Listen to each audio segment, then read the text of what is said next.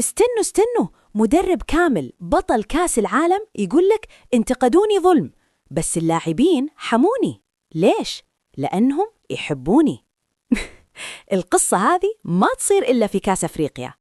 تخيلوا معاي وليد الركراكي، المدرب اللي وصل المغرب لنصف نهائي كاس العالم، يطلع بعد ما فاز على نيجيريا بضربات الجزاء ويقول لك أنا ما تعرضت لانتقادات عادية، لا، تعرضت لحملة غير منصفة. يعني مو نقد رياضي عادي، لا، حملة منظمة. والله الواحد يحس إنه يتكلم عن فيلم أكشن مو مباراة كورة. بس هنا يا جماعة الخير يجيك التطور الدرامي. الركراكي يقول اللاعبين كانوا يحموني. إي والله، مو المدرب هو اللي يحمي اللاعبين هم اللي صاروا درع بشري للمدرب. ليش؟ قال لأنهم يحبونني. يا سلام على الكلام هذا.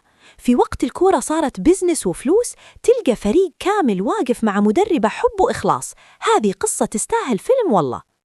والركراكي بكل ثقة قال لهم شيء عجيب: رد الجميل يكون داخل أرضية الملعب. وفعلاً راحوا دكوا نيجيريا، المنتخب اللي سجل 14 هدف في البطولة. تعادل سلبي 120 دقيقة، وبعدين ضربات جزاء، وبونو الأسطورة طلع البطل. والنتيجة؟ نهائي كاس أفريقيا يا جماعة، تروفي مرواحي. من الانتقادات للنهائي، هذه الدراما الحقيقية. وهني الركراكي يعطيك درس في الحياة. الانتقاد جزء من كرة القدم، نتقبله مهما فعلنا. بس ضاف شيء يضحك: في المغرب أي تعادل يعتبر كارثة. يعني حتى لو تعادلت 0-0 الدنيا قايمة ما قعدت عندهم. بس شوفوا، 90% من الشعب المغربي واقف معاهم. وحتى الملك محمد السادس بعث لهم رسالة بعد مباراة مالي، ساعدت اللاعبين يكملوا. تروفي مرواحي، هذا اسمه دعم شعبي حقيقي.